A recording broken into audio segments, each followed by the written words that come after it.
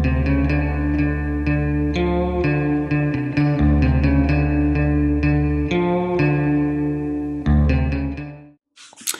guys, this is McFool. Welcome to another review, this time for the Xbox 360 exclusive Alan Wake. This game is developed by Remedy Entertainment, the creators of Max Payne 1 and 2. This is their debut on current gen consoles. Alan Wake's been in development for 5 years, so it took a while. It even says on the cover of the game, they describe this as a psychological action thriller, and I would say that it is very story driven. The basic outline of the plot is the best-selling thriller writer Alan Wake is suffering from writer's block for 2 years. He and his wife Alice go on a vacation to the small town of Bright Falls, Washington. Him in an effort to get away, and his wife Alice is hoping that it'll help give him some inspiration to write a new book. Shortly after the game starts, Alice disappears rather mysteriously. And then Wake's trying to figure out what's happening to her and what's going on in this quaint little town.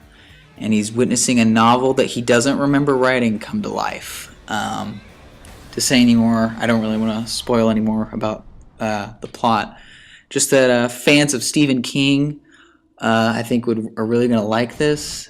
And I also thought it was slightly reminiscent of Lost in the way it tantalizes you with burning questions and mysteries for you to just start trying to work out in your head. There's pop culture references that help contribute to the real feeling of the world. They will reference things like The Shining, Lord of the Rings. It makes it feel like a game that takes place in reality, as opposed to some other games that just refuse to acknowledge those things that we all know about, or hey, we see a situation, it's like, oh, that's similar to something I've seen before. Another thing that I thought was really interesting about this game is that it's put in an episodic format.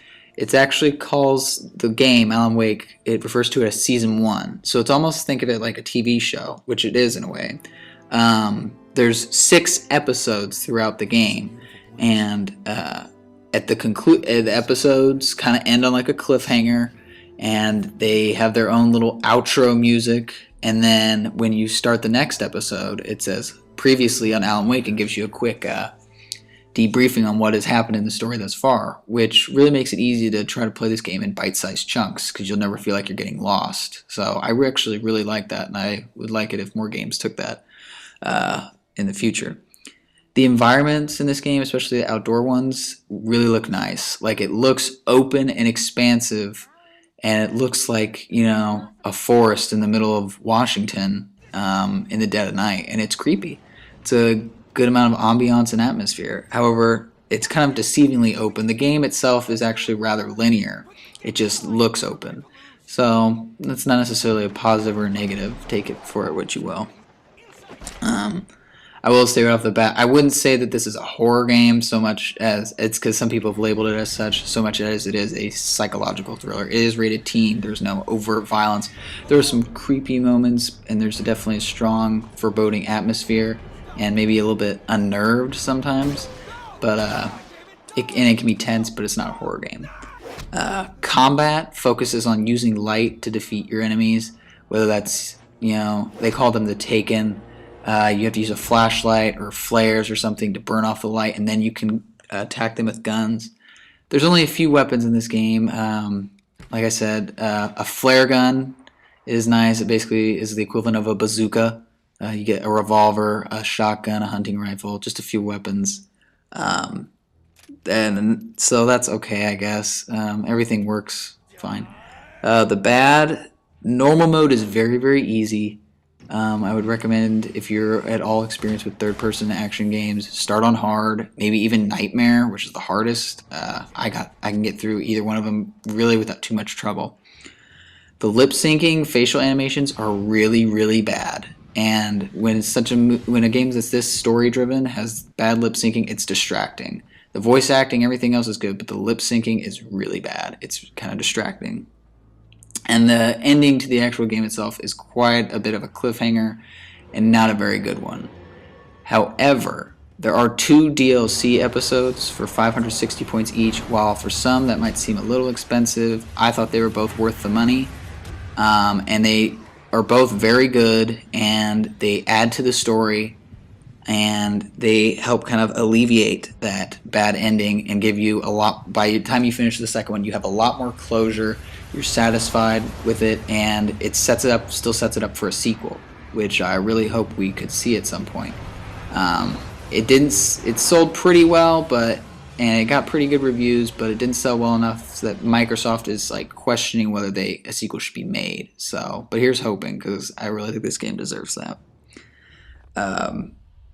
Overall, this game is very fun, enjoyable.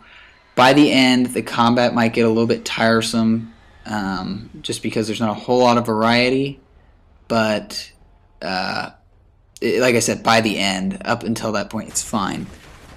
It's just very fun and engrossing, and it answers just the right amount of your questions. There's even a monologue at the beginning that says something to the equivalent that answers are the antithesis to fear. So it answers some questions by the end of the game and throughout the game, so that you're not left completely in the dark, but enough for you to just wonder what the hell is actually really going on here. And I really like that sense of mystery that it doesn't completely give up.